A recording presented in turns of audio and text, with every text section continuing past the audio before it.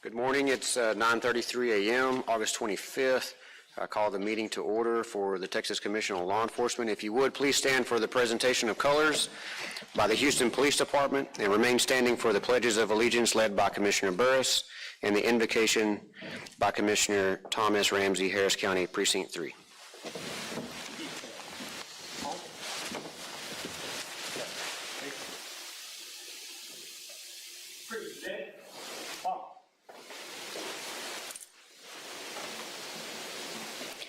I pledge allegiance to the flag of the United States of America and to the republic for which it stands, one nation, under God, indivisible, with liberty and justice for all. Honor the Texas flag. I pledge allegiance to thee, Texas, one state, under God, one and indivisible.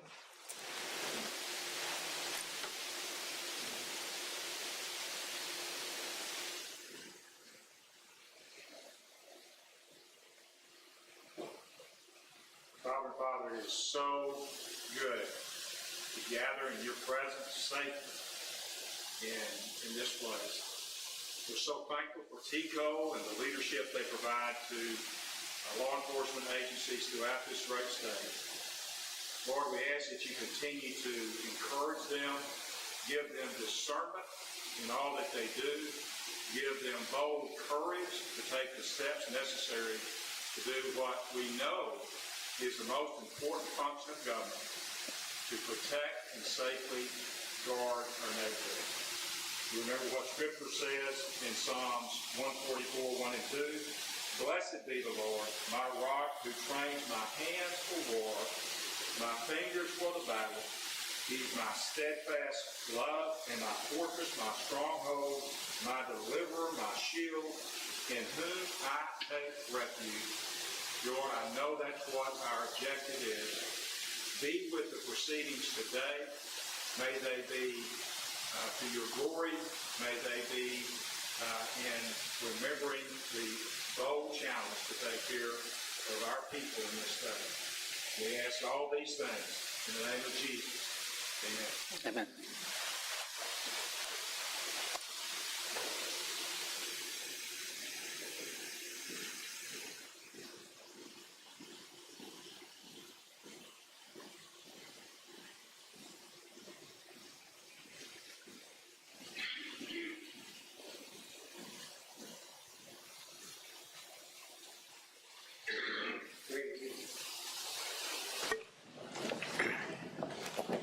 I'd like to thank the Houston Police Department Honor Guard, Lieutenant Tiffany Jefferson, Officer Derek Sonier, Detective Nat Nguyen, and Officer Anna Gorham Maki. Just give them a round of applause for being with us. Now move on to the roll call of members. Sarah. Okay, go ahead.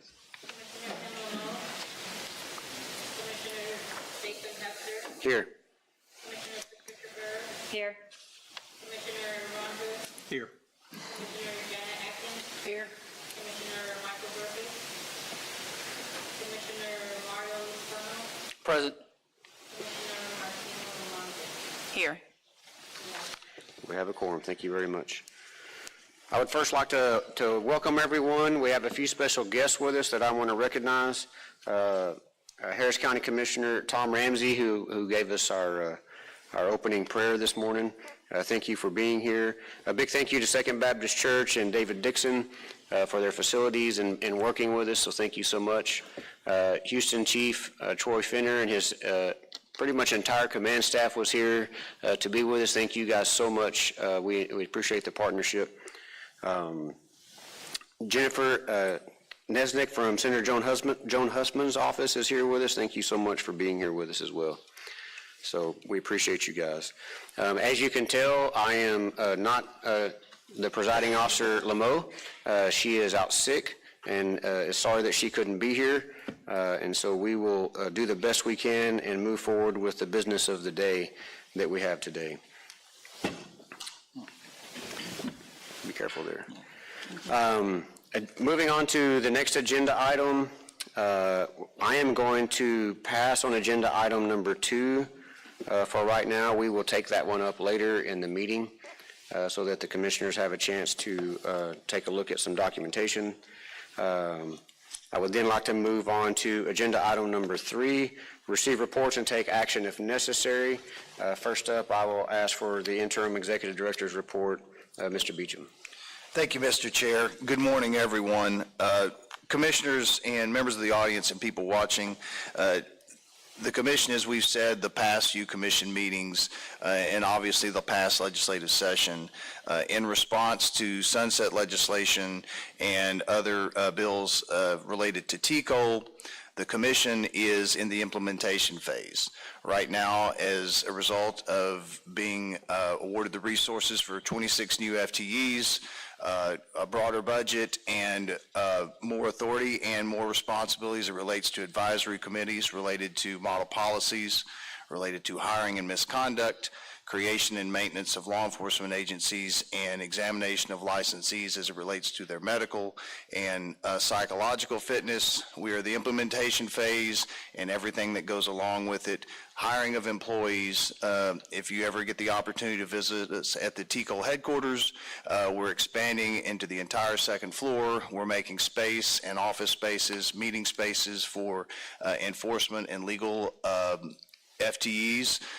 We're in the process of obtaining and acquiring the equipment that we've requested for our sworn staff, and again, onboarding all the new employees, all the way from enforcement through credentialing and legal and human resources. We look forward to all the challenges that go along with this, and I think as Director Grigsby said yesterday in response to the legislative session, the commissioners, you can start seeing some proposed rules in October that go along with that, and we will get that process. And as stated, the advisory committees are being staffed right now or under consideration, and we'll be moving forward with those shortly. And we look forward to working with the regulated community and the commissioners in executing everything that we are supposed to do in relation to the session and the policy requests of the commissioners. Thank you. Thank you, sir. Any questions? Thank you.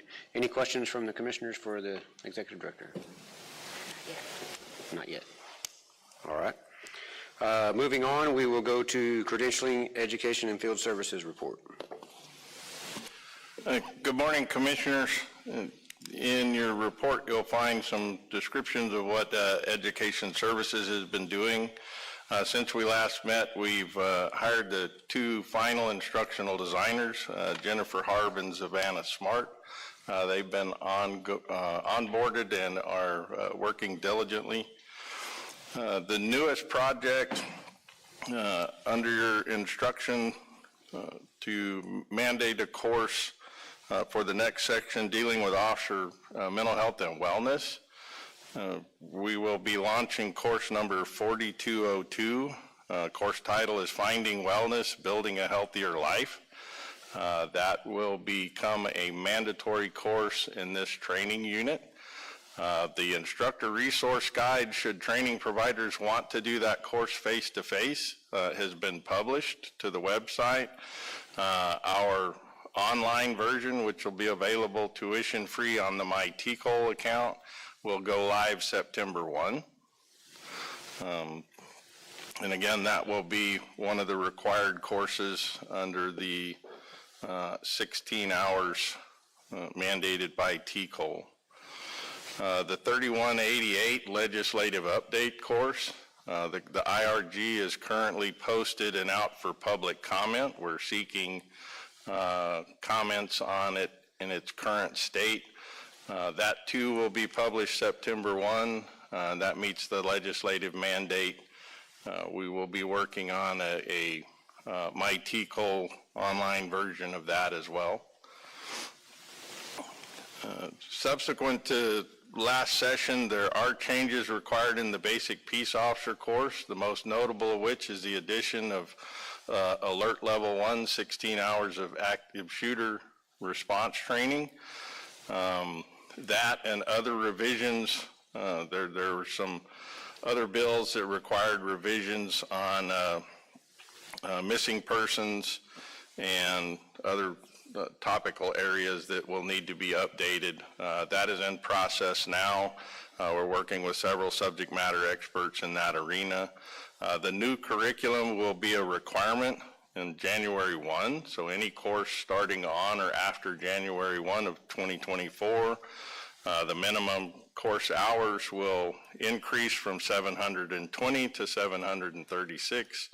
Most notably, that's the addition of the 16 hours of active shooter training. We worked with DPS we're hosting a course that actually DPS built called Public Safety Radio Basics. That course went live in June.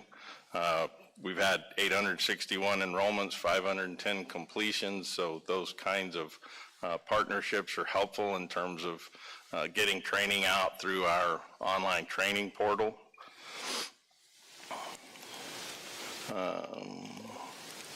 Any questions on education services? Would you repeat the number for the Finding Wellness? I didn't quite catch that number. 4202 will be the course number. Colin, that's the one that's part of the mandatory, right? Is that when you're asking about, or that's the one that's part of the mandatory hours? Yes, sir. Okay. Yes, sir. That was, the commissioners instructed us last spring to produce that class. We worked with Meadows Mental Health and our peer network partners, some of the SMEs, and then we had some other SMEs, but that was at the direction of the commission that course was built and mandated. Thank you. Go ahead. Yes. Thank you, Commissioner Hester. I do have a question. So the last legislative session, school districts were also have a lot of new things on our plate, and I also serve on a school board. The ISDs now obviously have to have armed personnel on every campus. So, I know with Humble ISD, we have looked at that, and one of the challenges that I hear throughout school districts is that the training, there's some challenges there because we're trying to scramble to hire officers, but also what that training looks like and what those opportunities are. So I guess the question that I really have is there going to be an increase to the number of training opportunities available? How quickly, I guess, and expansive will that be? And in order to support school districts in general, but also ISD police departments? Yes, ma'am. In relation to the marshals training, the school marshal is one of the licenses that the commission oversees. Traditionally, we've had 2 providers in the state, and they've done a sterling job of training, but obviously there's been a large increase in interest in that program. As a result of that, we recently held a Train the Trainer course. Let me be more specific. Because it's a licensing course, it must be provided by a contract academy, the same people doing our other licensing courses. So it's restricted to those trainers.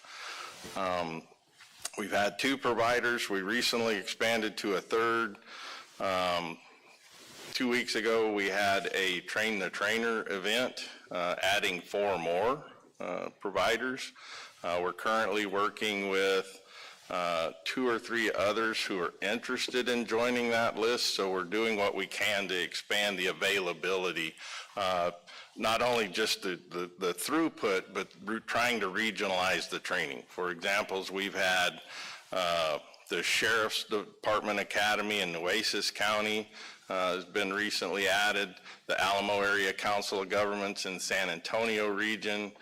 We've got the Valverde County Sheriff's Academy working on it, and then we just recently added Collin College up in the Metroplex. So we're actively seeking academies who have the will, but also the personnel appropriately trained, the equipment that it requires to do that 80-hour marshal licensing course. So we're actively working on expanding availability. Okay, and would that also include then, just the actual police departments within school districts too? I mean, you have the marshals. So Yes, what ma'am. about the training for hiring additional officers in such a rapid way? I think it just seems like there are some constraints since so many people need officers at this time.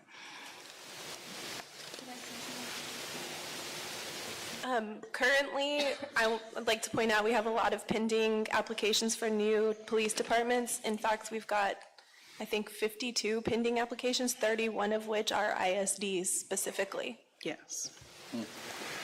Thank you. Like every little bit helps. I just wanted to get some clarification, but that definitely, it sounds like we're moving in the right direction on the things that we can control. Very good. Yeah. Thank you. Yes, ma'am. Just so I'm clear for this, we're holding them pending the work of the advisory committee, or no? Or we're No, just- they're pending because we're waiting for all of their application documents to come in and Okay. on-site inspections Okay. to be made. So what is the number I would consider a substantially complete application, we don't count that number in the queue that say we're holding this many, right, because that looks bad. It looks like we're not efficient in what we're doing. So what's the number of people that have everything in that are just waiting for us to go show up and do an audit or inspection out of that number? They're at various stages in the application process. Some of them are just starting. They've said, hey, we would like to submit an application, and we've let them know these are the things that you need. Is that included in the number that you That gave is us? included, Okay. and then there are some that have actually had on-site inspections already. They've gotten a substantial amount of their paperwork in, and we've gone and we've done the on-site inspection, and they're good. We're just waiting for a couple of final pieces of documents to complete their application and sign off on it. Okay. I think for when we report those numbers, I think it would be beneficial for us to know, like if we're just waiting on you to turn your stuff in, that number shouldn't be reported because you don't have a complete application. But once everything's done and we go and sign up and it is complete and in, that's when it's in our court now, right? And I think that's the number, a good Yeah. number for us to, Okay, so Know we what that actually have 5 ISDs right now that are scheduled for on-site inspections within the next 2 weeks. perfect. Yes, that's, because that makes it look bigger than we have 30-something pending and everybody's waiting around because of the September 1 issues and what Commissioner Lamont Dixon is talking about. I don't want to make sure that the agency is not the slow portion of this, and it sounds like we're not, right? It sounds like we're waiting on your documentation. We only got 5 or 6 that have submitted everything to where we go. That number is much more manageable to show that we're doing things, so I just want to make sure that that's clear. Any other So I questions, guess I'm Commissioner? not clear. I understood we mentioned at the last meeting we were going to kind of wait on opening departments till we get, am I confused from our last meeting? Because we mentioned kind of putting them on hold till we know what these advisory, so we're not going back later and going, well, we opened you, but now the advisory committees are telling you to do this, this, and this. I mean, the executive, Mr. Beecham can probably lean into this. I don't know if you want to or not, but I think my perception is the new legislation kind of forced the issue on the commissioned officers that are required under the school safety bill that was in, but. Mr. Chair, that would be correct. And I think as Jessica's pointed out in her reports before, the vast majority of these applications are for ISD police departments. And I think in conjunction with both the spirit and the letter of the law that I don't know, we're processing those as the information comes in and as expediently as possible. Okay, it just, like I said, I was a little confused when I saw these and I thought we had suspended that. So, okay, thank you. Mr. Grissom, or Director Grissom, I'm assuming we cut you off of your report, so continue, sir, please. All relevant to my report, sir. You'll notice in your packet, I've provided the topics and the coverage from the upcoming training conference in Corpus Christi. Y'all had expressed an interest in knowing what we're going to be delivering. Again, the topics listed are the result of a request for proposal, a good number of proposals from the field. They were selected by a committee of both training coordinators and conference attendees. So trying to listen to our regulated community to give them training that's relevant when we get to the conference. So I kind of provided that so you can see. If you need any more depth in the topical information, feel free to let me know and be happy to provide that. I've given the standard report on the phone calls we've been running through credentialing out of 7,600 calls in about a 2-month period. Our abandonment rate's up slightly, and that's because we've got 1 employee on maternity leave and 2 positions open, so we've had fewer people in the queue. That is being remedied. We've made job offers to our final 2 openings, one of which is a replacement, one of which is actually a new position as a result of the sunset bill. So credentialing will gain an employee, and we're looking forward to being more responsive once we get those people trained and in the queue answering calls. You've got reports on the number of licensing and out-of-state reactivations. I think, Jessica and I were talking, I think we will see a high number of reactivations getting back to, trying to solve the armed officer at each school campus. I think we're going to see schools, looking at retirees or licensees who have gone inactive. So I think there's going to be a pool of people. I think we'll see reactivations go up in response to that. That's all I have with my report. Happy to answer any other questions. Thank you, Director Grissom. Any questions from the commissioners? Commissioner Burris? Sorry, since you brought it back up, I'm going to go back to the school marshals and the ISDs creating asking to create departments. What would you say is the majority of those departments? What do they look like? Are they small ISDs? Or are they more like Commissioner Lamont Dixon's size? I mean, are these like, the large districts in the cities, or? I'm going to need to defer to Jessica because Jessica has that the actually stats. happens in her shop, so I don't have the visibility. Special Services opens new agencies. That's hard to answer. Some of them, for example, I think it's Plano ISD sent in a request recently to add 55 students to the school marshal class, which is really difficult for us to accommodate. But as we started digging into it, it turns out that they have 55 campuses. So it's hard. I don't have the information, the breakdown on the sizes of the departments that are currently pending, that we haven't completely finished the application process with yet, because they don't have officers yet. They haven't been established to hire people just yet. But as far as the school marshal program, we've got 85 people on a wait list right now that are trying to get into a class. And since the Train the Trainer class, we've been able to add 4 more additional classes. So that 85 that I mentioned on the wait list does contain 55 of the ones requested from that one particular school district. Okay. I just think there's a lot of discussion that has been had, obviously, by the commission, by the legislature, by police departments themselves, the districts surrounding this topic, the safety of it. Is it better to try to get more officers on board to actual municipal PD or, that nature to service the schools, and kind of what are the outcomes, if we even have any kind of historical data? I don't know that we really do, related to a response in an active shooter kind of situation. But that's kind of where I'm coming from with that question. If if that's some information you can get together, I can foresee that that would be something that the legislature would be interested in knowing as well. And obviously, it was something that was brought up during our sunset,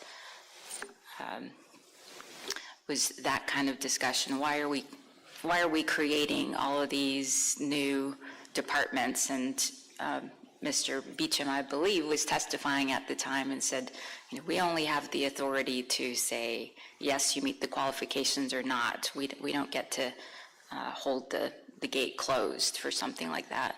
So in light of kind of where this has gone through the sunset process, through those discussions in Austin and everywhere else, I think that would be some great information to get and track and have on hand going forward. That's it. Thanks, Jessica.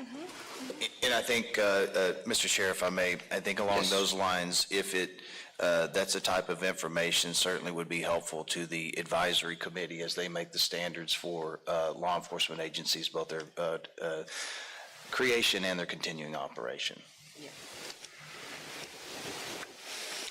Any other questions? Commissioner Dixon. Yeah, I just wanted to comment a little on what Commissioner Burris brought up. So I think, from my perspective, there are a lot of school districts that do have large police departments. But I think we can't necessarily negate the ones that are small, even if there are only 2 officers, because you have to really think about, in a way, what that role looks like. And so, when a situation happens in a school district, you have to have an expert that's kind of leading the charge. So I think, if you have a small ISD police department, that person is involved in the planning and the strategy with the superintendent and with the school boards. That person is part of the process of hardening the schools because they are that expert. And if something were to happen in a school district, even if you had just a police chief, then essentially when everyone else shows up, that's the person that knows, about the entry points. They know about what's in place. They know the controls, and so that person could essentially guide the process, and it could be very, very effective in that way. I just want to kind of open our minds to that. I know sometimes there is a discussion about smaller ISD police departments, but you do need someone, even when you're building a new facility, that can say, I'm a staff member here, I'm also, in charge of security and all of those things for the school district, and they're in that room to say, we need ballistic film, or we need to have bulletproof glass in this space, or what have you. So I just think it's something, food for thought, and just trying to open our minds to kind of the broader perspective of the ISD responsibilities. Commissioner Burris. I'm on board with you there. I think it could be that in a lot of more rural areas that the ISD has more dollars to invest in a police department than the city does as well, more resources. So I agree but we need to know what kind of those numbers are and to look at those things. I agree, I'm on board with absolutely. that. I agree. And another point too is that even though we have a larger school ISD police department, we still have to partner with all of the entities around us. So there's still that level of partnership that's required. But I think we do need the numbers. But I just didn't, I just wanted to make sure that everybody kind of understood, large or small, you do need someone who's an expert within the school district and the operations of that district. Commissioner Atkins. And I just want to piggyback on that, and this may be a good opportunity to do it since we do broadcast live, since I am one of the school marshal trainers. One of the things I really stress in the training, one is they're trained, they can be that expert that you're talking about as far as knowing security. One of the things that we really stress is the cooperation with local jurisdictions with the school marshals. We are still, and in my training, I'm still hearing from schools that have school marshals, and law enforcement agencies are not reaching out to help train with these folks. And that is something that we definitely need from this school marshal program, is that interaction. I'm almost 40 years law enforcement, I hate to say, but I know a lot of departments that are not willing to jump out there and train with the school marshals. And these officers, these school marshals are trained just like you and I. I've been doing academy training for a long, long time, so they get the same knowledge that a police officer does, and they actually can act like that. And so I encourage, again, our audience out there, your jurisdictions out there, if you've got school marshals and your chief or your sheriff's department knows if you have them, encourage that training, that cooperation, so that when they may not have an ISD police department, but when something happens and that thing goes down, those schools marshals are there, that you as a department of that agency know, hey, I can come in and these guys know what to do just like we do. And so I really encourage mutual training out there. These school marshals, and we're going to see more and more, as y'all mentioned, we've got people waiting. These folks need that training too, just like we do as peace officers. Any other questions or comments for Director Grissom? All right. Moving on to receiving reports and take action, information technology and special services, Ms. Caparro. Good morning, Commissioners. As of today, we are 99.3% complete with our Target 100 initiative. That leaves 590 peace officers and 66 telecommunicators that need to get their training before August 31st. After our final rounds of notifications went out on July 18th and August 1st, we started looking at very specific groups of individuals that needed training to identify ways that we could communicate to departments and those individuals very specifically to customize the language. So, for example, this group still needs just the law update. This group has not completed anything yet. This group, and so on.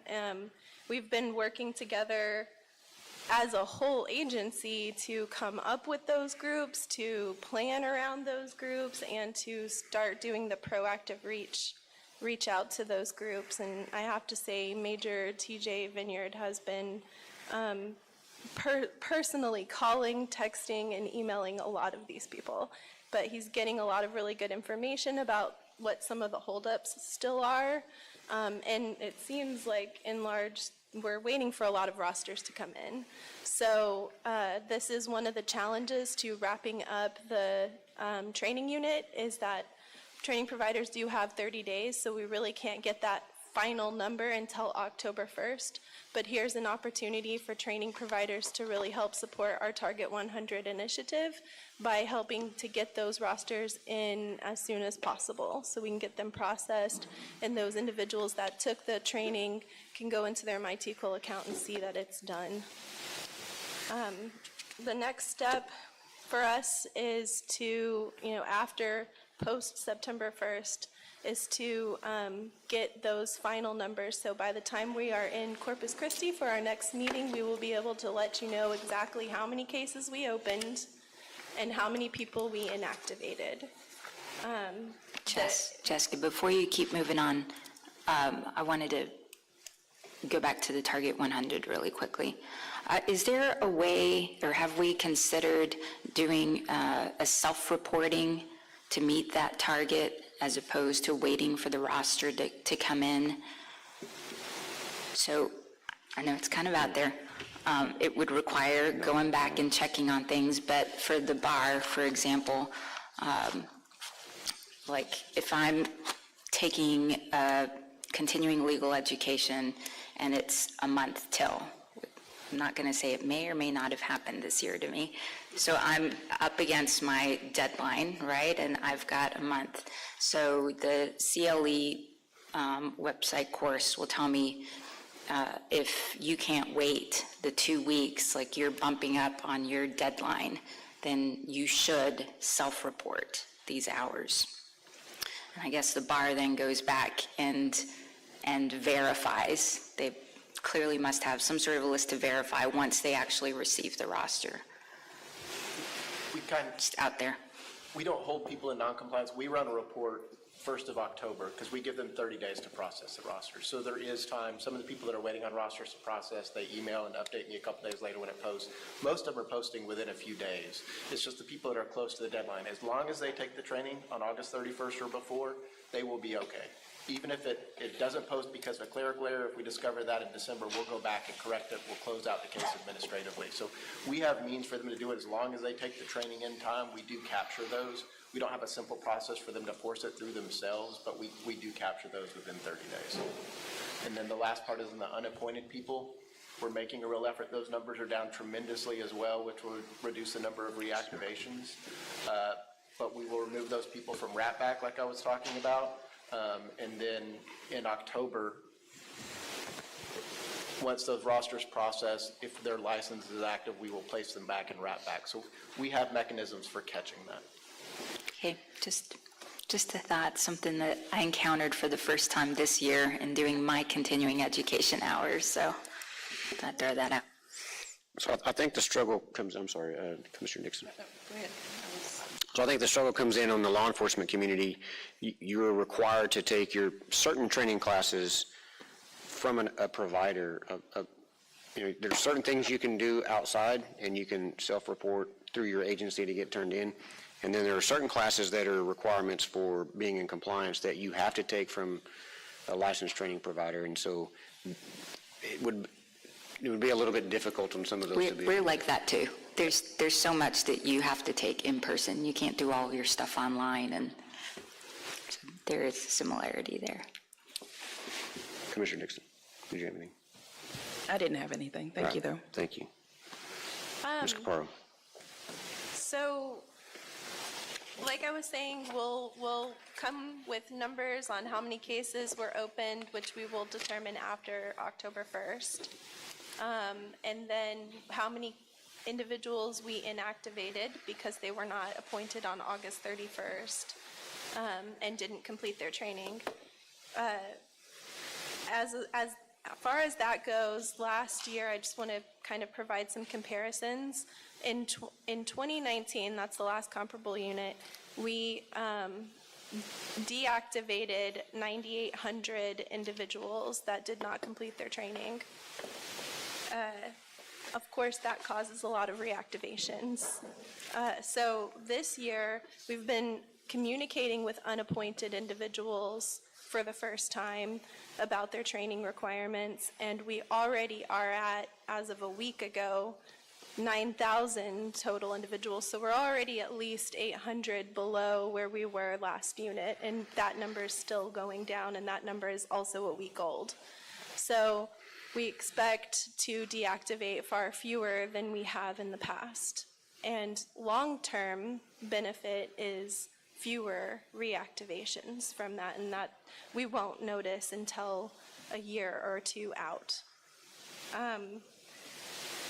And as far as comparing where we are with Target 100 this time to last unit, on August 29th of 2019, we had about 2,000 people that still needed training, and that ultimately resulted in 964 cases. Once all the rosters came in, all the F5s were done, all the waivers were applied, all of that, we went from 2,000 to 964.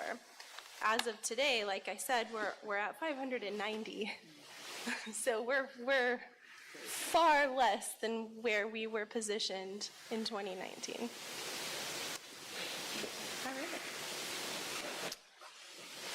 So one other thing I'd like to talk about is our outage that we had on July 24th. I know that affected a lot of people, and I wanted to just mention that TCOLE is currently in the process of migrating our entire network infrastructure to the cloud. That is expected to be completed on November 30th. Until then, we are working on a depreciated hardware and software.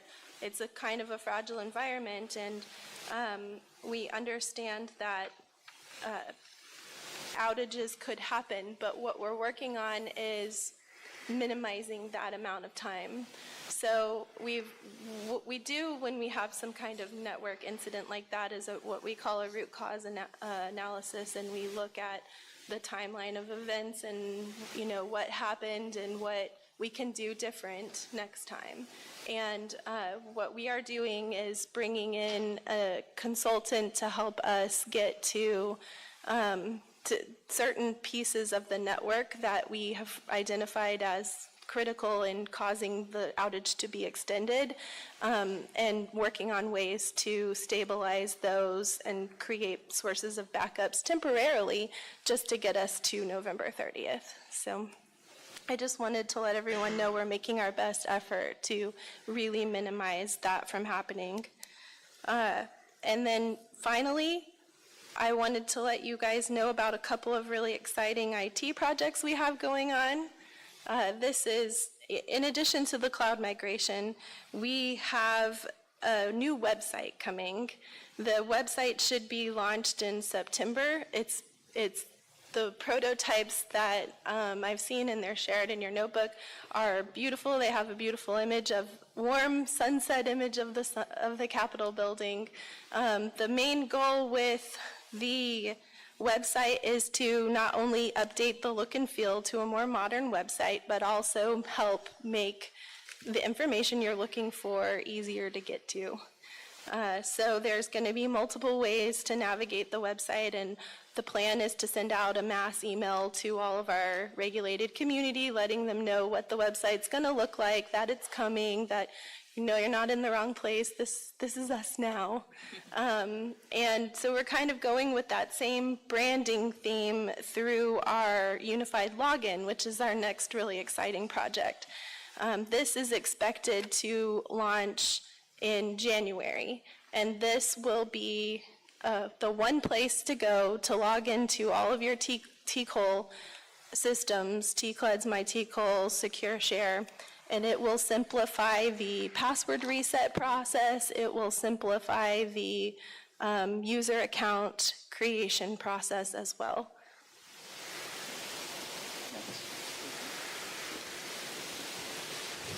Anything else? That's all I have. Any questions? Any questions?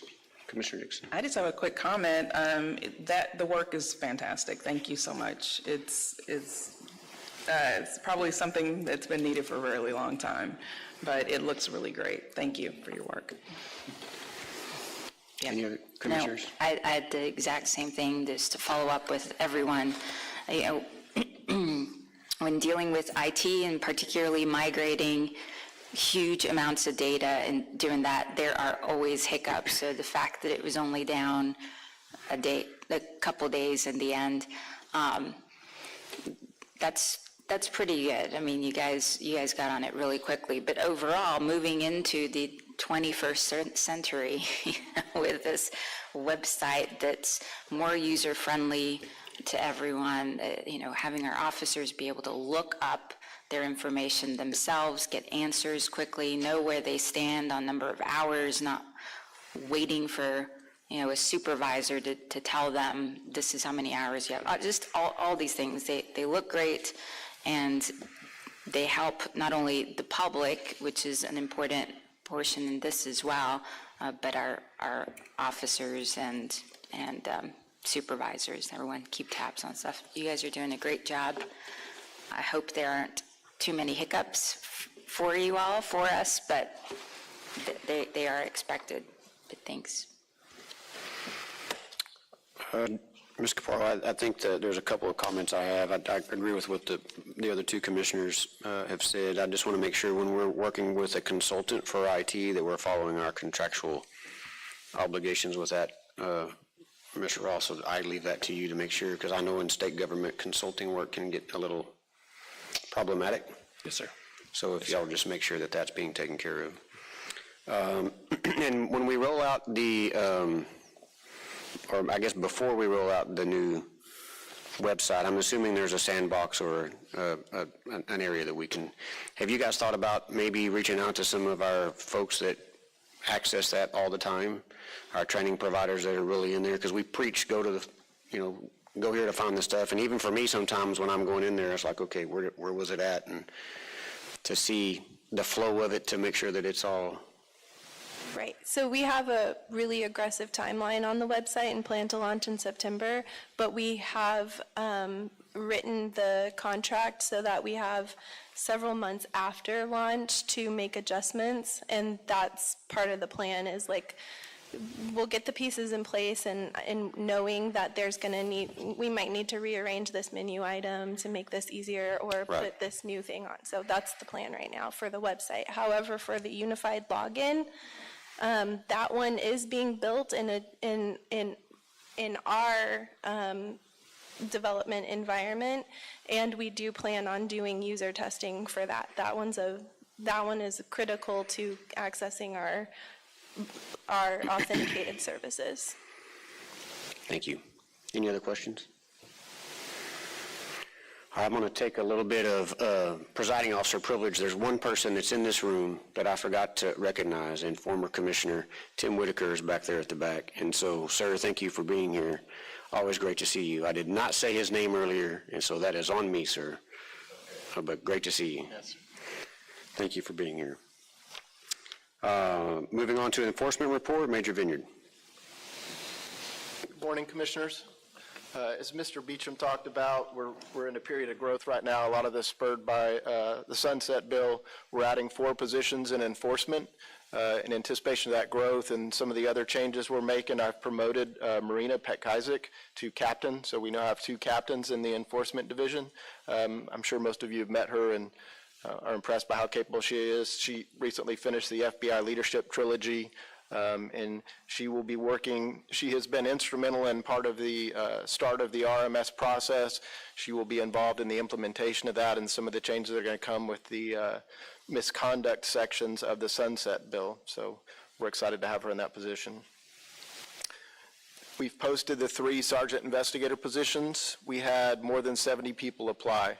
This is a substantial increase over what we had in the past. I think a lot of it can be attributed to the pay increase that came with the Sunset Bill. So we're excited. They did a round of interviews over the last couple days, and they anticipate doing another round in September. But I think we'll be able to fill those positions pretty quickly. We've had a lot of very qualified people apply for those positions, so we're excited by that as well. I referred to the records management system, Mark 43. We're in the implementation stages of that now. We're working with them to set up the system in a test environment so we can make sure that it works, but we're particularly excited that if there are any cases that come from training compliance, we should be able to work on those in that system, and they're developing a process where we can open all of those reports at once, taking information from TCOLEs and generating reports from that. So that will be a huge step forward. In the past, we've always done those on paper and folders. It took a tremendous amount of time, a tremendous amount of resources, and I think we've streamlined that where we'll be far more effective. I spoke briefly yesterday about RAPBAC. I want to recognize Veronica Glover and Michelle Hammonds with DPS Crime Records. They're the 2 that we worked with. But as I explained yesterday, we have over 132,000 active unique licensees. In an effort to meet that sunset recommendation of getting subscribed to all licensees, we were at about 75,000 subscriptions. We were manually subscribing to individual licensees one at a time. We worked with DPS. We were able to generate a list and subscribe en masse to about 39,000 additional licensees at once. So we went from 56% subscription rate to over 85% in the course of one day. Courtney Rolando is the admin and enforcement who's been in charge of that. She's done a great job and built a system where we can check that system monthly and where we can, as we talked about, unsubscribe when people become inactive or unlicensed. So we feel like we've got a good system in place, and now we can build on that 85% to get to 100% subscription rate. I spoke briefly yesterday. We've got purchase orders out for 26 vehicles, some of the equipment to upfit and outfit those vehicles. This is, again, part of the sunset growth, the funds we received. But all of our sworn personnel should have vehicles as soon as we can take delivery and get those upfitted. And then the last thing I want to talk about briefly is Target 100. I know we talked about that already, but there are agencies that I've been working with for over a year. I want to recognize Lieutenant Gonzalez. He's here in the back with Harris County Sheriff's Office. They're one of the agencies who's made tremendous changes in the way that they're operating and conducting training compliance. I think they're down to 1 or 2 people now. I hold them up as an example to small and mid-sized agencies. Houston Police Department is another one. Officer Barker's here. Their numbers are in the single digits. DPS is in the single digits. There are people there that I talk to every week, and I have small and mid-sized agencies that have more people in non-compliance than agencies that size. Not only are most of those people in line for 2023, but they're making plans and scheduling to be successful in 2025, which I think is going to be much harder. And that's how we've looked at this whole Target 100 initiative on our side, is that all the steps that we've taken, the My Compliance and the ways that they've made licensees be able to help themselves within our system will increase our odds of being successful in 2025 when the requirements are much more complex. So those agencies I've been working with, for those that I haven't talked to directly that might be here listening, one of the things we've been working on is getting waivers in earlier. In the past, those have come in months after the session or the compliance period ended. Getting F5s in and getting those rosters in. And then I've also been reaching out, talking to agencies and individuals to make sure that they know we've been communicating with licensees directly in an effort to help them. This is part of my overarching goal in enforcement, that nobody ever gets disciplined because they didn't know, right? If we fail to inform somebody, I feel like we bear some responsibility. So what I have found is a substantial number of the people who are not in compliance either have never set up an account in my TCOLE or we don't have current contact information for them. So we've been working on that, but a lot of the agencies are encouraging their people to sign up for my TCOLE or to make sure that their information is updated so that we can support them. Most of the agencies got contact from us, and then a week later we would contact the licensees directly. So we're trying to support them in communicating with those people so that we can be successful. That's all I have, unless you have any questions. Thank you, Major. Any questions for Major Vineyard? Thanks for the work on that. I know there's been lots of communication with folks on the Target 100 by all staff, right? And so really glad for that, and for the agencies that you mentioned with Harris County and Houston PD and DPS for, it's a large undertaking for large agencies to be able to stay in the single digits. And so we appreciate the work and the communication. I think when we talk about one of the things with the request from the commissioners to the staff was increased and better communication with our licensees, and I think we've done a really, really good job with that, at least that I've seen from an agency perspective. So thank you to everyone for that. Any other questions or comments from any commissioners? All right, moving on to Government Relations Report. Ms. Grigsby. Good morning, Commissioners.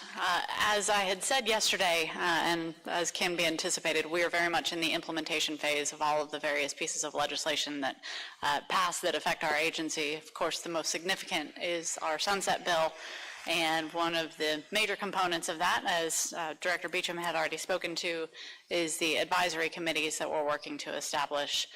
Just to give a little bit of idea, there are 3 advisory committees. Of course, we've got misconduct investigations and hiring procedures, minimum standards for law enforcement agencies, and then examination of licensee, which is not the common conception of the state licensing exam, but in fact the fit for duty process for medical and psychological considerations.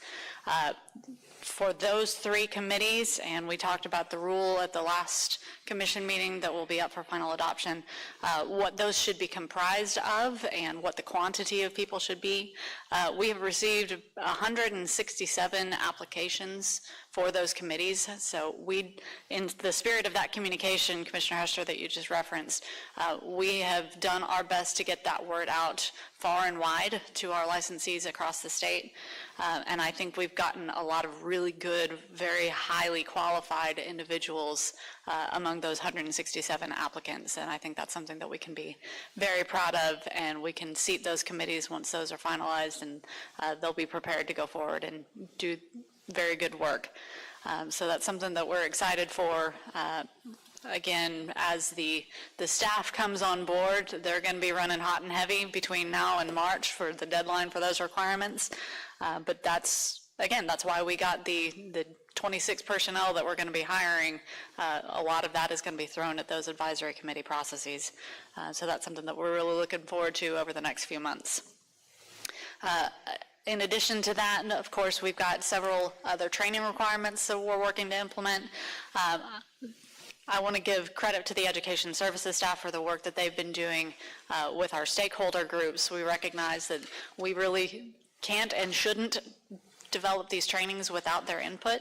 And so we've got the 3188 course, the law update, that's out for public comment, and I think they deserve a lot of credit for getting that done in a way that we can have it ready, the instructor resource guide ready to go September 1st for the very start of the continuing education period. We've got stakeholder groups that we're working with on House Bill 568, which relates to Alzheimer's disease and dementia, HB 2660 on missing child and missing persons, SB 533 on training on child fatalities, Senate Bill 1402 on response to sexual assault, and of course the biggie, which is Senate Bill 1852 on active shooter training. We've had many discussions with ALERT and the other stakeholder groups on how we're going to work with them on implementing that.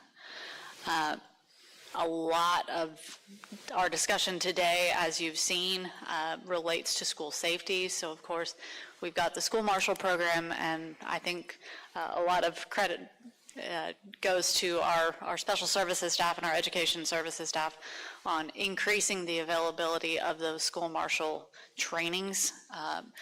You know, one of the things that we had heard going into legislative session, and we're continuing to work through that, is that there just weren't enough training providers, training academies available. And while we feel that we did have enough to meet the demand at the time, of course, there's a lot of other factors that have come into play since then that increases that demand significantly. So as Commissioner Atkins knows probably better than anybody, having gone from 2 academies that are available to teach this training to now 7 and potentially increasing that further, I think will really demonstrate the effort that we've gone through to make sure that anybody who wants to be a school marshal, any district that wants to implement that as part of their school safety program subject to HB 3 is able to do so. And again, back to the special services staff in working with those school districts to implement their ISD police departments. That's another option that they have available to them that I think is really important. And we had talked earlier today about whether we need to hold implementing new police departments until the advisory committees have had a chance to work on what those law enforcement agency standards look like. We've been trying to balance, not holding school districts back from implementing a school district police department since they have their own deadlines that they've got to work through, knowing that there may be some different standards that come into play later on. So I think you'll see, and we've seen here in our discussion today, we're really trying to strike that balance of making sure that school districts have the safety options available to them while also making sure that we look long-term on what those agency standards are going to be. The other thing I want to really give staff credit for is this Target 100 initiative. As we've talked about with every director's report today, it's been a really important thing to do. There has been an incredible amount of work done. Jessica and TJ both, and Colin and his team as well. We've been throwing everything at this, but we see this as an ounce of prevention is worth a pound of cure. And I think we're going to see that come September 1st. And we really have the ability now through these communications that we've talked about and the email systems and the text messaging and different targeted approaches working with stakeholder group to try to accomplish this Target 100. I think the fact that we're still about a week out and we're at 99.3% as of this morning really demonstrates the efforts are paying off. And so I want to personally thank staff. That gives me something to take back to the legislature and show that we're doing this proactive work to try to help people get in compliance and not just paying lip service to, we want to help them be in compliance. We're putting in the work too. So I am happy to answer questions that you may have, but again, thank you for your direction in these communications efforts and using the innovation and the technologies that we've got available to us. So we'll continue to take that and run with it. Thank you, Director Grisby. Any questions for? Yes, ma'am. I have one question, and I'm hoping that I'm asking it at the right time, but do we know how many school districts who have police departments are also engaging in the Marshall program? I don't have that information right at this moment, but we can make that part of the research that has been requested today. That'd be perfect. And I'm sorry, I didn't mean to catch you off guard on that. I just thought maybe we knew already. But if you can pull that number as well, that'd be great. Thank you. I think we might have a statutory issue with that on the confidentiality, so we can give the numbers, but I don't believe we can give the particular school districts. I have a question. Commissioner Hood? Let's talk a little bit more about thank you. Let's talk a little bit more about the school marshal program, just so the audience knows and those are listening. What is the cost to implement this program to the school? That's a great question, and thank you for asking it. So one of the things that passed during this legislative session as part of our appropriations is since 2018, post-Santa Fe, there has been a grant issued by the governor's office that helps those districts offset those costs.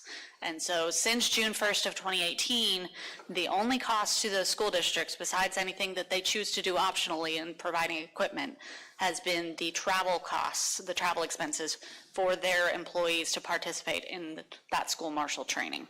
And now, with an exceptional item that we requested and received, that grant is instead coming through regular appropriations to TCOLE. So that statement will continue to be true.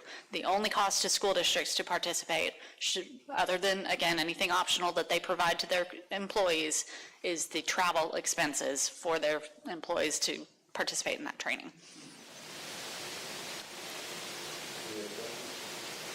Any other questions? So I want to, with the new legislation on the active shooter, I want to talk about, just so everyone's clear on what the direction is going to be, the 16 hours that's required for everyone starting September 1, and what is the, do you guys want to address that or talk about how what we're going to look for with that? I don't know if that's Director Grissom or Grigsby. Our direction for the 16 hours, we've worked with Alert to identify a series of courses. And so when we're looking for compliance, we're going to be looking for 16 hours reported in an aggregate. So it's got to add up to 16. It could be multiple Alert courses. The statute slaves it to the Alert curriculum. The law says it must be a product of Alert. So although Alert doesn't have to be the training provider, Alert operates off of a train-the-trainer model. You know, so what Alert has informed us is they have over 5,000 law enforcement trainers in Texas alone authorized to teach Alert products or Alert courses. So we are looking mechanically how it's going to work is there's a series of numbers tagged with the Alert curriculum. So we're going to be looking, you know, does an individual peace officer have an aggregate of 16 hours over those course numbers? So if agencies want to break it up into 4-hour blocks, 8-hour blocks, it is not a mandate that everybody, I guess one of the common misconceptions is everybody's going to be doing the 16-hour Alert Level 1 every 2 years forever. That's not true. That's only for new, that's what's being rolled up into the BPOC. Yes, yes. New officers, starting after January 1, will get Alert Level 1 in the BPOC. So the basic peace officer course will contain it. So going forward, if they want to work on solo response to active shooter, if they want to work on ASIM, which is active shooter incident management, all of those courses would count in the aggregate toward the 16-hour compliance. So when I go online to the course reporting numbers on the website, if I'm a training provider and I pull up the course reporting numbers, there's probably 8 or 9 that are listed with the numbers, and the first thing says Alert, and then it has the course numbers. So those courses are the ones that we're going to be looking for compliance and any new ones that Alert gives us to the commission to approve on. If I, as a training provider, want to create my own Alert course, that's not going to count. You are correct. Okay. But because of the statutory language, the curriculum product must be developed by the Alert Center at San Marcos.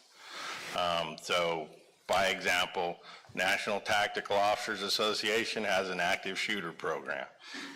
Federal Law Enforcement Training Center out of Glencoe, Georgia has the same thing. Those do not meet the statute. It must be the alert curriculum.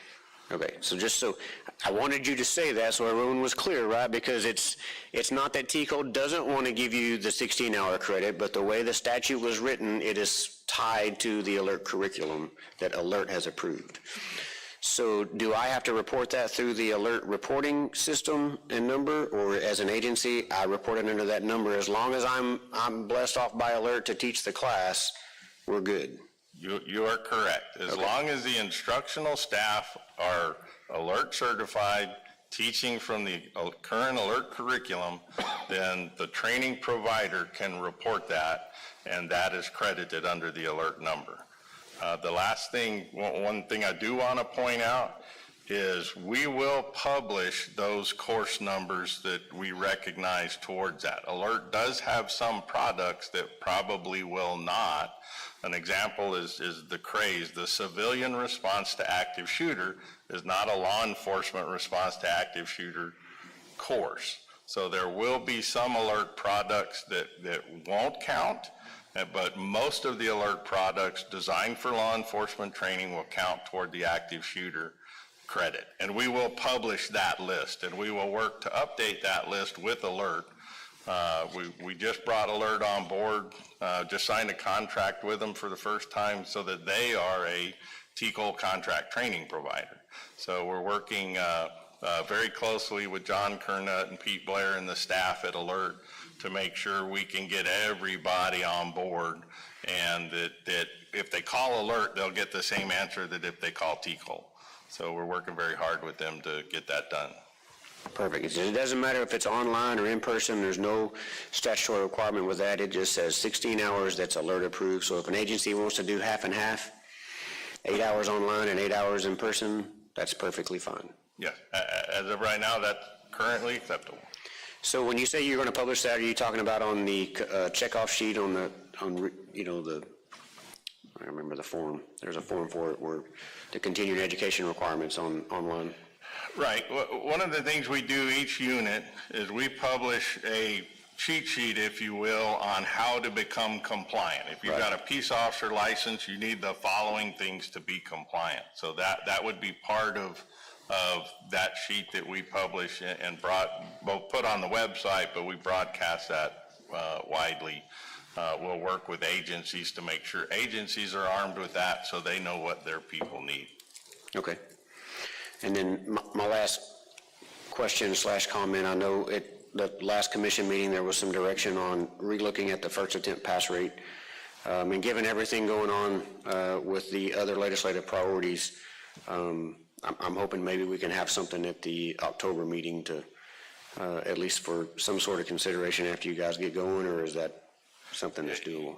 Yes, sir. I think as we move forward, well, what our research is pointing us, or staff opinion towards, is that measuring academies across all 3 tries as opposed to first try pass rate is probably fair both to them, and it keeps academy engaged with those students to get them through subsequent tries. So you will probably see a proposed rule to move to measurement for at-risk purposes across all 3 tries of state licensing exam. Okay. Any other questions from commissioners? I have one. Commissioner Hood? Call them if you would. Just so I'm clear on this, the 16-hour alert training, is that every 2 years for Yes, sir. every officer? Every peace officer, every 2 years. Okay, thank you. I had one. Commissioner Atkins? Now, this 16 hours, this can be turned in by agencies, doesn't have to go through an academy provider or a contract provider? Or have y'all decided that yet? As of right now, it could be turned in by an agency as long as, on an agency reporting roster, as long as their staff and the curriculum meet the alert. We want to make this as broadly available as we can. So this will not be restricted to academies and training providers, even though it's legislatively mandated and that's our norm. Everybody has to have this. So if a sheriff's department has alert trained staff and they're only training their people, remember an agency can only report their own staff, they can't report their neighbors unless they have a training contract. But an agency can report on those alert reporting numbers. Okay, and I'm just going to kind of throw something out there, and it's probably more toward Jessica. I know when we report rosters, we have to put a PID number of the instructor. I don't know if that anything happens with that at this point, but that I'm just throwing that out. That could be a possibility when you do, say, an agency does it. They have to put the PID number of that instructor, and that in a way, we can see, okay, this was the person that trained it. We can look, they've got to train the trainer. It would just help with that when you start doing your audits and things like that, to make sure that it is, someone that is an alert trained instructor. Yes, ma'am. That was one of the things that we were discussing and how to implement that. Okay. It's either that or force that particular instructor to report it through alert, since they will have their own reporting mechanism. If they are truly an adjunct faculty, Well, y'all work that. Let's say y'all can work that out with alert. Yes, sir. And figure that out. We have. It's a lot for the discussion here. Okay. Any other questions? All right, I'll entertain a motion to approve the reports. Oh, I'm sorry. I'm skipping Brian. It's okay. That's not okay, Brian. Sorry. Finance, Mr. Roth. Good morning, Commissioners. You have in your packet the normal financial report, including expenditures and revenue. As you know, we're in our last quarter of the fiscal year, and I'd like to quickly highlight some of the things we've done and some of the projects we're working on. In human resources, we've hired 15 new employees so far this fiscal year. Currently, there are 11 job openings posted out there for people to check out, and we'll have several more positions posted in the near future. With financial operations, we have spent down our school marshal grant and court fee shortfall grant. And as you've heard this morning, and you knew before, of course, we're switching over from fiscal year 23 to 24. And one of the things from legislation is we were able to obtain more stable funding for the school marshal responsibilities. We now have 2 dedicated FTEs and resources for several more classes a year without relying on a grant. Some of the other highlights from the last legislative session we're working on, peer funding is now, peer network funding is now more than $1 million a year. For those resources, we received an increase in rent funding, which you've heard we're now occupying the additional square foot space on our floor of our building. We received additional funding for data center services, which Director Capraro talked about, moving our items to the cloud to be more secure. We received staff raises and law enforcement vehicles. We also received additional legal IT resources for the new sunset responsibilities. And one of the big financial changes from last session to this session is we moved primarily from being funded from a general revenue dedicated account 116 to something called General Revenue Fund 1, which is the state's larger account. Since our last meeting, we've set up our next fiscal year in the accounting systems, facilitated employee insurance benefit changes during summer enrollment, conducted lots of employee evaluations, school marshal reimbursements, lots of reports, and hired and trained new agency staff. We're currently winding down the current fiscal year and beginning the next fiscal year, implementing new legislation. We are undergoing a record retention and space utilization project. And at this point in time, we're heavily executing end-of-year agency procurements. And with that, I'd be happy to answer any questions you might have. Thank you, Mr. Roth. Any questions for CFO report? Yes. Commissioner Burris. Just a comment. Brian, we all think you do a great job, and we don't mean to overlook you, although it seems to happen very frequently, but I think it's because everyone looks at all the information that you put out. You give great description in addition to just the numbers to help us realize where those changes are, and so that really answers so much for us beforehand. So Thank you. just wanted to let you know, we appreciate your work. Thank you. Good job. Yes, Brian, we do, and I was in a hurry to take a break, so. Okay, gotcha. Do you have comment? I do. Okay. On the new FTEs, I just ask that for the executive director and staff, that we be intentional about onboarding and making sure that we're, that there can be some growing pains with that. We get really busy and in a hurry and forget to transition that to the why to our new staff that come on. This is an exponential growth for the agency. So I just ask that you, that everyone be intentional with that.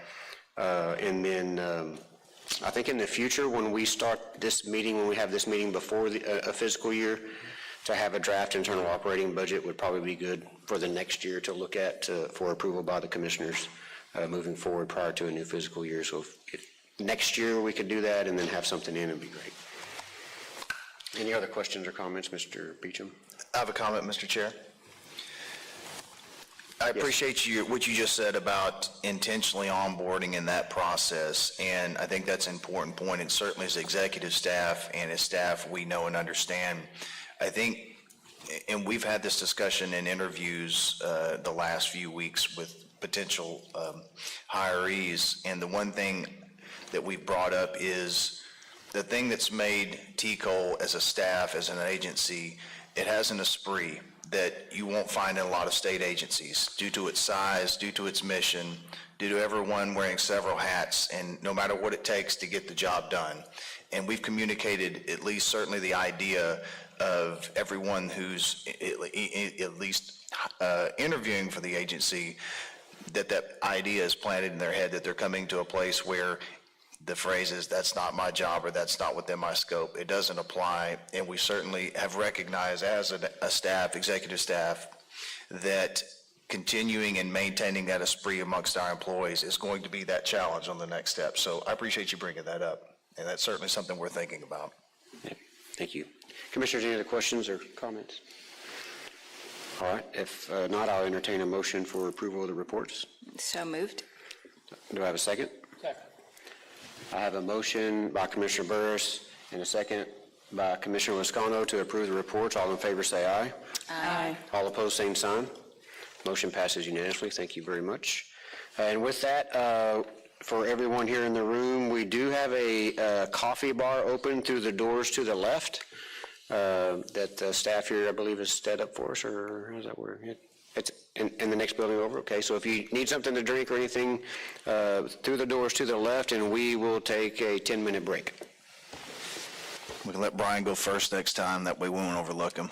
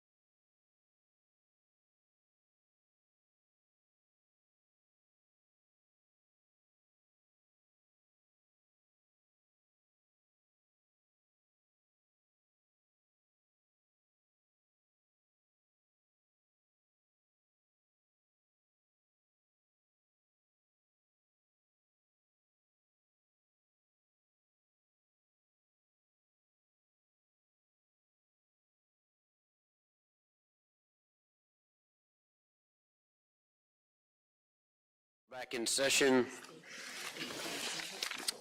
Moving on to the next agenda item number 4, discuss and take action on advisory committee recommendations. It says Mr. Beecham, but I guess I can, either one of us, you want? Mr. Chair, if you want. Yeah, absolutely. So, just so everyone knows, for the advisory committees, as Director Grigsby talked about, we received a large number of applications for that. We are currently going through those for the misconduct investigation and hiring procedures, the minimum standards for law enforcement agencies, and examination of licensee. We are down to the end of selections pending, background investigations and other things with that. So we anticipate in the next week or two, we will have that list out and the candidates notified. For those that are applicants that wanted to be on the committees and you're listening or you're here, as a reminder, these meetings for these committees are going to be subject to the Open Meetings Act, which means they will have to be in person. There will not be an online option for that as set out in statute, so there is going to be some commitment with that. So, we want to make sure that we visit with all those selected, go through the background process, and so that'll be coming, so there will be no need for a motion for that. Moving on to agenda item number 5, final adoption of Rule 211.36, setting a framework for the establishment of TCOLE advisory committees. Director Beecham.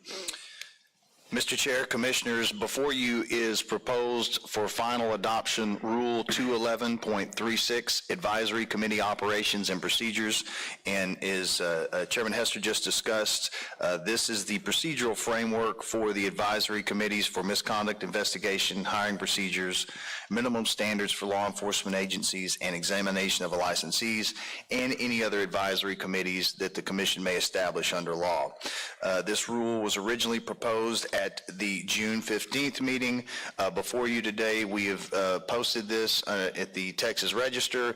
We've received no public comment on this proposed rule for final adoption today, and I will briefly go through the pertinent provisions as a reminder and for the benefit of everyone in the audience or that are listening online.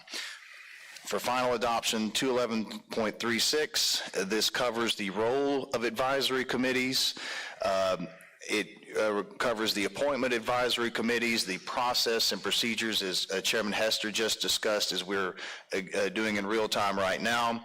Member qualifications for people seeking to serve on the advisory committees, makes them subject to the enrollment and appointment requirements under Texas Occupations Code Chapter 1701 or 37 Texas Admin Code Chapters 211 through 229. It discusses the composition of advisory committees. It seeks to draw from members from the public, agencies, organizations in geographical regions of the state, and it discusses committee size and quorum requirements.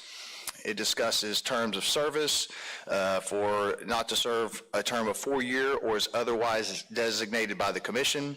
It discusses member training requirements. The committees will be subject to the Open Meetings Act and Public Information Act. Compliance with Open Meetings Act, discusses conflict of interest, public input and participation. Reporting recommendations to the Commission in writing is required under these guidelines from the advisory committees to the Commission at large, and the Commission's use of advisory committee recommendations. Discusses reimbursement for expenses and expiration dates for advisory committees. For your consideration, Commissioners, in one as presented to me by the presiding officer, subsection E of the proposed rule for final adoption today currently states committee size and quorum requirements, and the specific language: an advisory committee shall be composed of a reasonable number of members not to exceed 12 as determined by the Commission. As communicated to me by the presiding officer, the substitution for your consideration and discussion would be: an advisory committee shall be composed of a reasonable number of members, new language, no less than 9, as determined by the Commission. The substitution suggested substitution for your discussion is no less than 9 in place of not to exceed 12 for your consideration. Thank you, Mr. Beecham. Commissioner Burse? I think given the information that we got recently with that extreme interest in serving on all of these committees, we probably don't want to limit ourselves to that 12. I would say not less than 9, not no less than 9 personally, but not less than 9. Again, I think it is also permissible to do that at this stage, even though it's for final adoption, because it's not really material to Rule 211.36. In addition to it, it is not limiting. It is making that rule more permissive. So I think it would be permissible to do that at this stage. And I believe let's set not less than 9 and not limit ourselves. It sounds like there's a lot of great applicants, a lot of great information and perspectives we could get on some of these committees. So I don't think we should limit ourselves. Mr. Beecham, putting on your general counsel hat, I would assume you concur with Commissioner Burse's comments and assessment of that. That's correct. The proposed language, if it discusses the not less than 9, that would not be a substantive change, and this rule could proceed for final adoption. Okay. Any other questions or discussions from commissioners? I'd entertain a motion. I make a motion to accept the rule as written, as read, not as written, sorry. Adopted? As amended. As amended. Second. I have a motion by Commissioner Atkins to accept the final adoption of the rule with the changes of not less than 9 as discussed, and a second by Commissioner Lamont Dixon. Any other comment? Hearing none, all in favor say aye. Aye. Opposed, same sign. Motion passes. Thank you. Next agenda item for agenda item number 6, discuss and take action on the request for a Class A waiver of TCOLE Rule 217.1, minimum standards for enrollment and initial licensure. Mr. Beecham. Thank you, Mr. Chair. Commissioners, next for your consideration is a Class A misdemeanor waiver request made by Sheriff Warden of the Oldham County Sheriff's Office on behalf of Richard W. Humphreys. The offense was possession of marijuana, a Class A misdemeanor that the date of disposition was in March 19th of 1974. Pertinent notes for this particular waiver request. Mr. Humphreys currently holds a peace officer and jailer license. This was discovered by Field Service Agent David Watkins during his agency audit. In 2021, TCOLE approved the FAST results when Mr. Humphreys was attending Navarro College Police Academy. For your consideration, the Class A misdemeanor request of Oldham County Sheriff Brent Warden. Okay, just so I'm clear, Mr. Beecham, so we approved it when the what did you say, when the FAST results came in? That's correct. Okay. All right. I would like to call up Sheriff Brent Warden and Mr. Humphreys. If y'all could come up to the podium, please. Sheriff, thank you so much for being here. And the floor is yours. Yes, sir. Thank you, Chairman Hester. Thank you, Commissioners. I'm Brent Warden. I'm the Oldham County Sheriff, located out of Vega, Texas. I have approximately 33 years of law enforcement experience. Was elected to the office of Sheriff in 2017. We thank you for considering this Class A waiver requested for Deputy Humphreys, who is employed by the Oldham County Sheriff's Office and has been so employed for a year and a half as a Deputy Sheriff. To give you a quick little overview, Deputy Humphreys was arrested in March of 1974 for misdemeanor possession of marijuana, which occurred almost 50 years ago when he was 17 years old. After that arrest, he basically pled in court very quickly, accepting responsibility for his actions, and was assessed a $400 fine, no community supervision probation, and no community service. Shortly after that, he disassociated himself from the friends he was running around with, concentrated on his work, which was in the glass field, where he later met his wife-to-be. And at 24 years old, he was able to realize his dream by going to seminary college. He and his wife had 2 children, and I should note to you that both of his boys are respected ordained ministers within their congregations in their communities today. In 2021, he felt a calling to law enforcement. He applied for and was accepted to the Navarro Junior College Law Enforcement Academy and graduated in December 2021. He graduated top of his class, receiving the Brent Thompson Award, which, as you're probably aware, I believe it was back in 2016, Brent Thompson was one of the 5 Dallas police officers that was killed in the line of duty. Deputy Humphrey started employment with the Oldham County Sheriff's Office in March of 2022, and I want you to know he is both an asset to me and my agency. His character, integrity, professionalism are beyond reproach, and he is one of the most professional individuals I've ever had the opportunity to meet.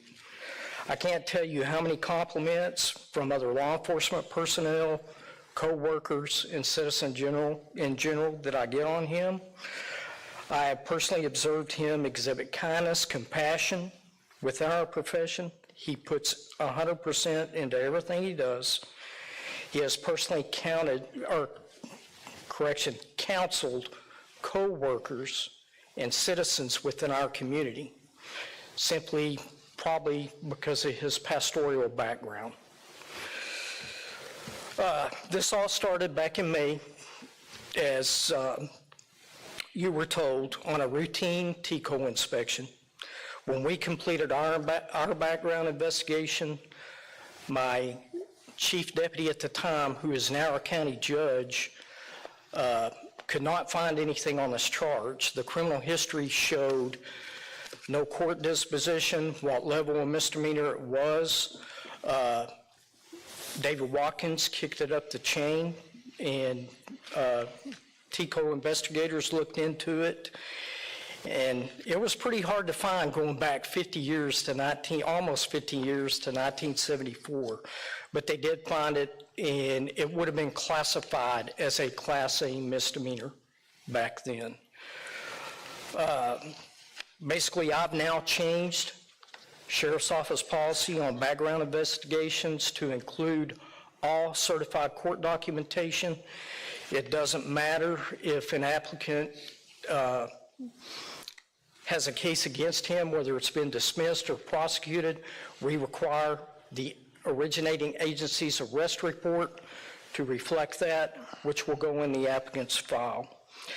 I realize that most of you have had the package. You've seen the biographical information on Deputy Humphreys and the positive changes which he's made today. I sincerely ask that this waiver be granted, and if there's any questions, I'll be glad to answer them or turn it over to Deputy Humphreys. Sheriff, thank you very much. I want to just comment before we call him up. That was a very concise and thorough packet that you guys submitted, so thank you for that. Yes, sir. Mr. Humphreys, if you would, you can go ahead and come up and take the podium, and would give you the opportunity to make a statement if you like to the commission. Yes, sir, I appreciate that. I want to thank the commissioners for allowing me to be here today and to hear that request. Just going back to the history of the 1974 arrest, you know, I was without parental supervision at that time. I was living with my sister and her husband, and began to experiment with a lot of people, friends that were doing that. That particular time, without parental supervision, I had a couple friends that asked me to store their marijuana in my glove box, kind of as a safety thing for them. And but make no mistake, it was in my possession, and I was experimenting with them.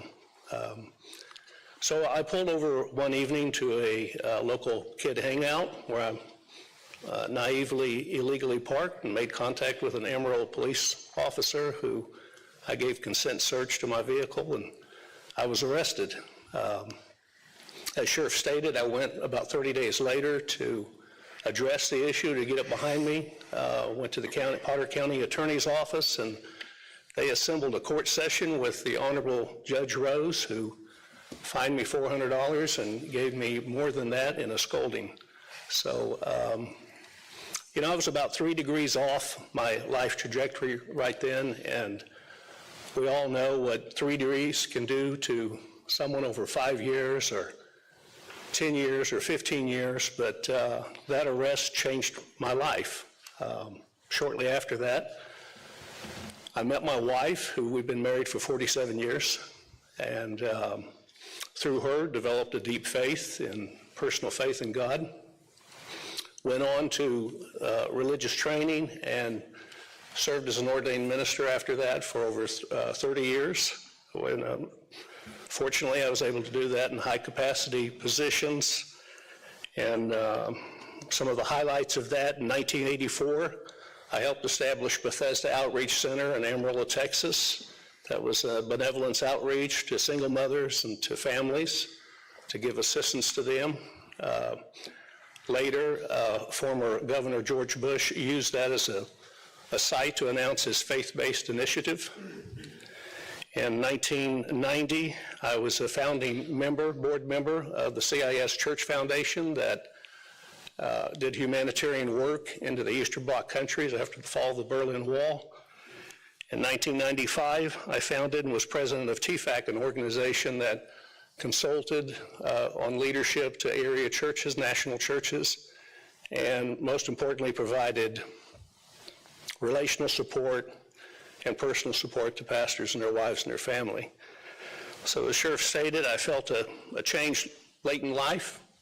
It was 2016 when I was watching the Dallas event live on TV, like many of us did, and saw the officers that were killed, that I decided I wanted to enter into that field and do what I could with my background and help. Began to research and investigate chaplain positions, and while I appreciate them, my personal conclusion was that most traditional chaplain programs don't really have a positive, strong effect on law enforcement officers. And so my second conclusion was that in order to have an influence, I needed to put on the boots, the badge, and the belt and enter into it with them.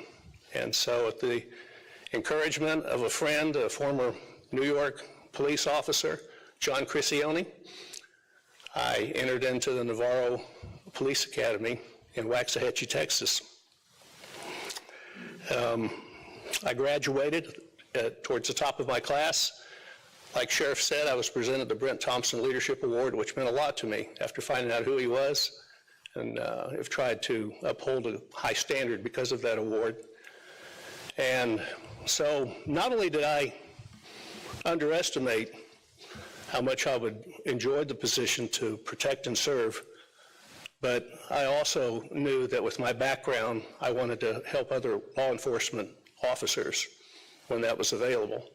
I know that Brent Thompson paid an ultimate price for his work, his service, but I also know that many officers pay a hidden price, their mental health, their families, their marriages.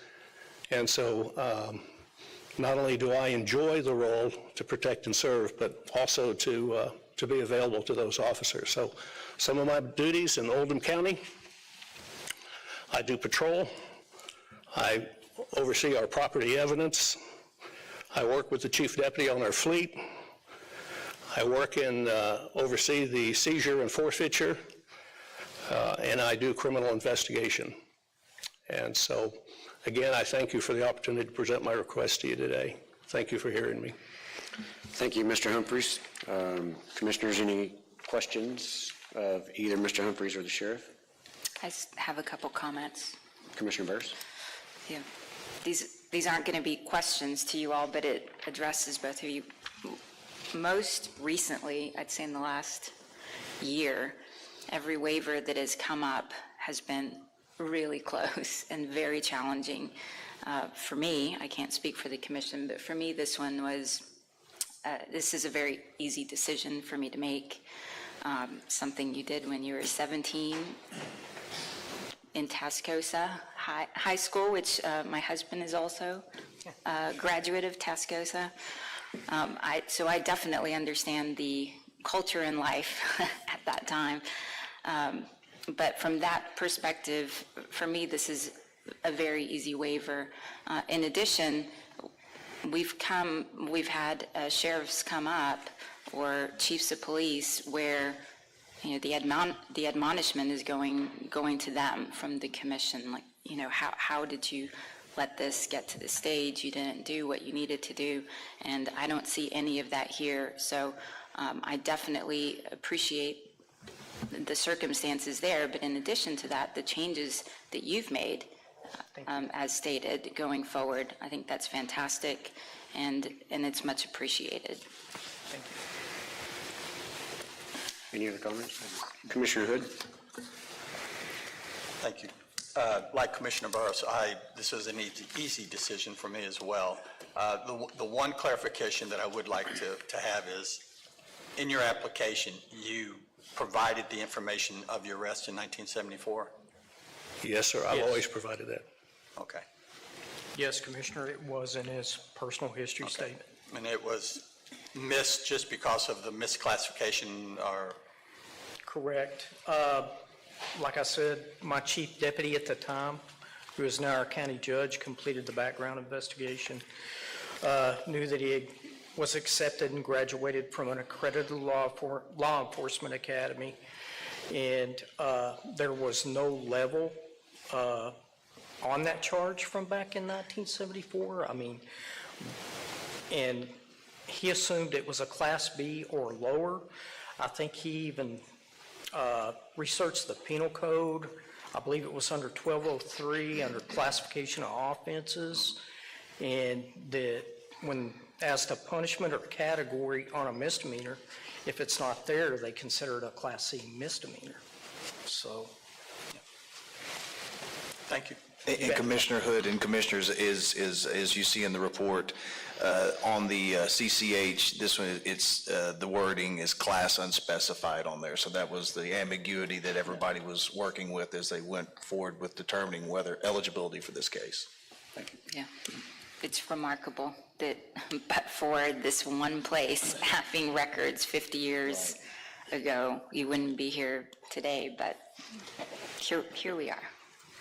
I think also, you know, when you read through the conclusion of the investigation, you know, TCOLE also approved it, right? So we, in all fairness, we have some things on, and I think we have, since this was done, on ensuring when things come to us that this doesn't happen in the future, so. Yeah. Yes, Commissioner Dixon. Also a comment, I know it's no surprise to my colleagues here, you know, being a person of strong faith, I believe people evolve and change every day, and I commend you for that, number one. But it does, like even what Commissioner Burris brought up earlier, we've had a few instances with 17-year-old boys and 40 years, 30 years, 50 years ago. And just want to thank you for the contributions you've made in your life at this, you know, to this point. So just wanted to make note of that, and thank you. Appreciate that. All right. I'll make a motion to approve the request for Class A waiver of TCOLE Rule 217.1. Second. All right, I have a motion by Commissioner Burris to approve the Class A waiver for Mr. Humphries, and a second by Commissioner Luscano. Do I have any other discussion? Hearing none, all in favor say aye. Aye. All opposed, same sign. Motion passes unanimously. Congratulations, sir, and thank you very much for coming. Thank you, sir. Thank you, Commissioners. Thank you. Sheriff, and I hope that the chief deputy that became your county judge, good luck with that. Yes, thank you. He's a good one. All right, as you walk down, so to take up out of order, commissioners, we're going to move back up to agenda item number 2, approval of the minutes of the June 15th, this should say June 14th Commissioner Workshop meeting minutes and June 15th Commission meeting minutes. Those have been distributed to us for review. I would entertain any motion for that. I move to adopt the minutes of the June 14th Commissioner Workshop and June 15th Commission meeting minutes. I second it. I have a motion by Commissioner Burris to approve the June 14th Commissioner Workshop meeting minutes and the June 15th Commission meeting minutes. A second by Commissioner Atkins. Is there any other discussion? Hearing none, all in favor say aye. Aye. All opposed, same sign. Motion passes unanimously. Thank you. Moving on to agenda item number 7, discuss and take actions on proceedings for revocation, suspension, and other disciplinary actions. Mr. Beecham. Thank you, Mr. Chair. First, for your consideration, Commissioners, are the default suspension orders in your notebook. I will read the names off, starting with, for your consideration to enter entry of default suspension orders for Johnny L. Banks, Annette Davis, Jason C. Freeman, Devon Ganaway, Rafael Hernandez III, Demarius Holmes, Jennifer Lozano, and Glenn Michalek, for your consideration. Commissioner Burris. I'm sorry. I don't have your little script there. Yeah, right. Commissioners, at the pleasure of the commission for default suspension orders. I move we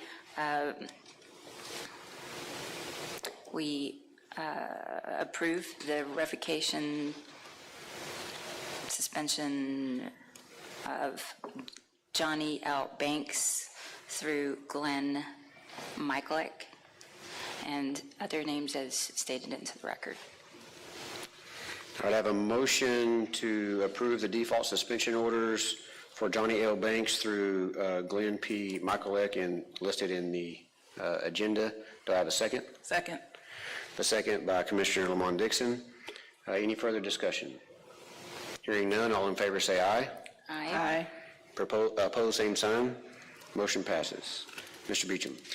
Commissioners, next for your consideration are agreed suspension waivers for entry of these final orders for the following: Stacy A. Fulagar, Armando Garza, and Lisa Godley. For your consideration, the agreed suspension waivers for these 3 licensees. So, Mr. Beecham, you're requesting a motion to approve the agreed suspension waivers for those 3 individuals? Yes, Mr. Chair. All right. So moved. Second. I have a motion by Commissioner Burris and a second by Commissioner Lascano to approve the agreed suspension waivers for Stacy Fulagar, Armando Garza, and Lisa Godley. Any other discussion? Hearing none, all in favor say aye. Aye. Opposed, same sign. Motion passes. Mr. Beecham. Mr. Chair and Commissioners, next for your consideration are 4 agreed suspension orders according to the terms and conditions set out in your notebook for the following individuals: Eric L. Alexander, David Garcia, Cutter Hutchings, and Juan Tinajero, for your consideration. Mr. Beecham is requesting a motion to approve the agreed suspension orders for Eric Alexander, David Garcia, Cutter Hutchings, and Juan Tinajero. Is that correct? Yes, Mr. Chair. Thank you. So moved. I have a motion by Commissioner Burris. Second. I have a second by Commissioner Lamont Dixon. Any other discussion? Hearing none, all in favor say aye. Aye. Opposed, same sign. Motion passes. Mr. Beecham. Commissioners, next for no action is required on your part, you'll see for information only categories in your notebook: the statutory suspensions, the statutory revocations, the term surrenders, permanent surrenders, and reprimands for administrative violations. Again, no action is required on your part for these disciplinary cases, as they have already taken effect under statute or by operation of law, just for your information only. Thank you. All right, moving on to agenda item number 8, discuss and take action on the process, procedure, and qualifications related to the selection of the next executive director if necessary. There will be no action on this item today. There will be information presented. The applications for the next executive director are open until August 31st, at which time they will close. The subcommittee that is assigned to review those applicants to make the final selection of those candidates to be interviewed will meet shortly after that. We have a meeting set for September the 11th and 12th as a commission.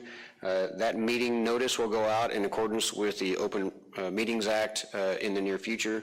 And at that point, the top selected candidates will be interviewed by this commission. It is anticipated that we will open the meeting, go into executive session to do the interviews, and then come back out and make a formal recommendation after that. It is the presiding officer's desire that we complete that task during that time with the goal of having a new executive director in place within the first week of October.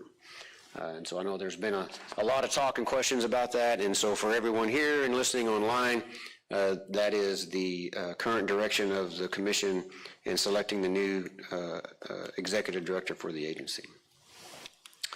Moving on to agenda item number 9, receive public comment on any topic without action. I have a comment card here from Kevin Shepard. Yes, Mr. Shepard, if you would, please come up here to the podium.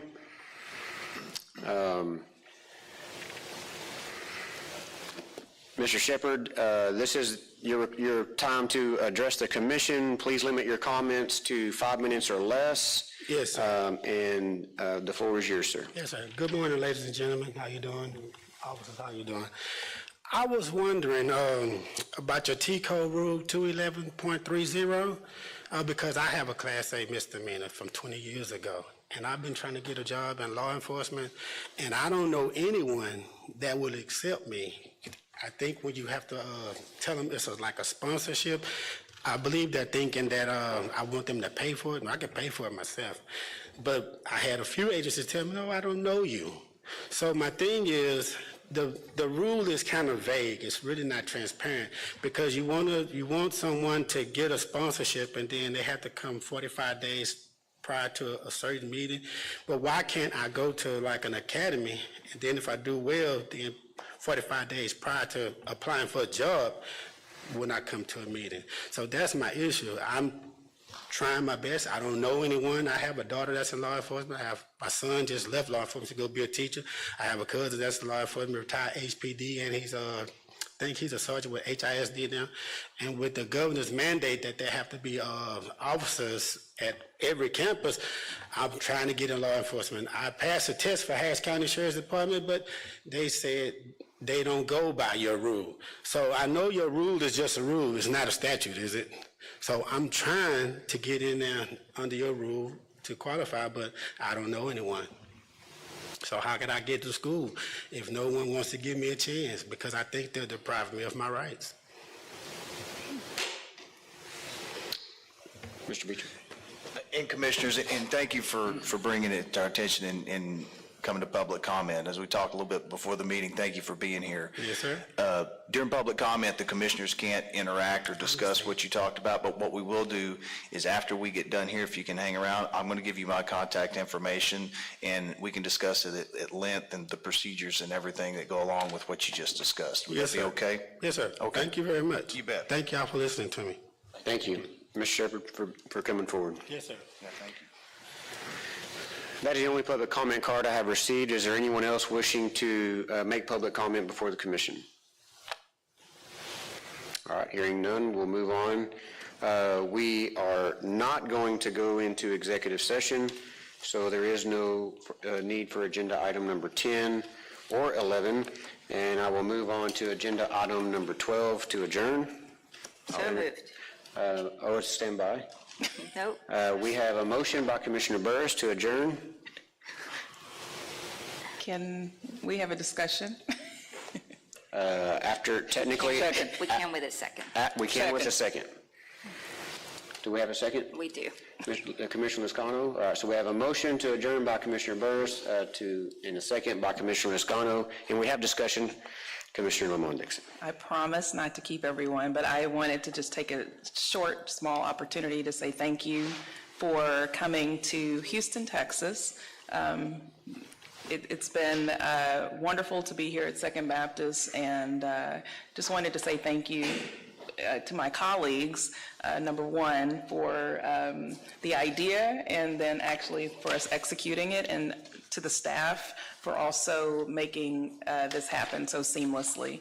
And also the opportunity. I know we haven't talked about the August 2024 meeting, but happy for us to return to Houston, in the future. But thank you so much. Absolutely.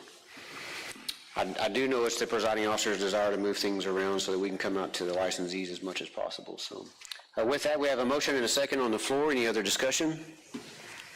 Hearing none, all in favor say aye. Aye. Aye. Opposed, same sign. Motion passes. We are adjourned.